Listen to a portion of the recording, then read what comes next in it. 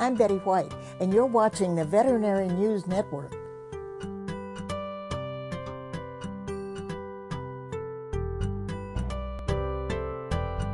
Hi, I'm Dr. Jim Humphries with the Veterinary News Network. Dogs can have a variety of back or spinal diseases and injuries. Slipped or protruding discs are very well known in long back breeds of dogs like Dachshunds, for example. But a disease you may not have heard of can be very devastating, and I have an interesting case to show you. The disease is called Wobbler's syndrome. This 3-year-old rescued dog is very loved by his adoptive family. Tucker is a Great Dane, but because he's adopted from a rescue, the family did not know his medical history or breeding.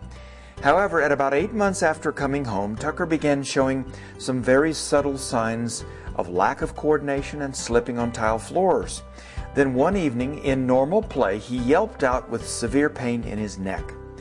The next day, routine x-rays of the neck revealed a suspicion of a cervical malformation in the last 3 neck vertebrae.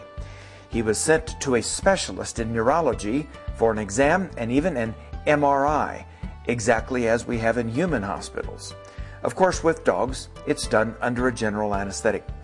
Sure enough, the MRI shows very clearly 3 cervical vertebrae that are thickening and pressing inward on the spinal cord.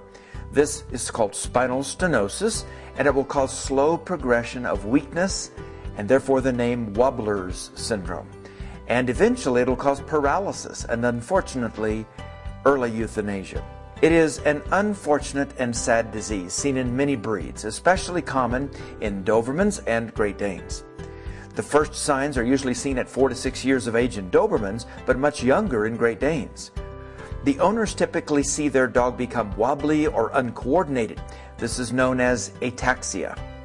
Now, while you may hear of cures such as feeding low calcium as puppies, gold bead implants, and acupuncture, none of these things have been proven to be of real benefit. Some Wobbler's dogs can be managed on steroids and restricted activity, but the only real cure is a spine surgery called modified dorsal laminectomy. Dr. Stephen Lane, a board-certified specialist and neurosurgeon in private practice at the Veterinary Referral Center, did this surgery on Tucker. It is an extremely delicate and precise operation. Special instruments are used to remove the tops of the affected vertebrae, which then decompress the spinal cord and allow it to function without the damaging pressure that will eventually cause pain and paralysis. Recovery is usually a week in the hospital and then 12 weeks of very restricted hand walking and cage rest. This allows the muscle to reattach to the operative area. Today, Tucker is recovered and a happy, healthy Dane that will live a normal life without worries of pain or paralysis. Even better, Tucker's owners had purchased pet insurance. The company paid 90% of the total bill.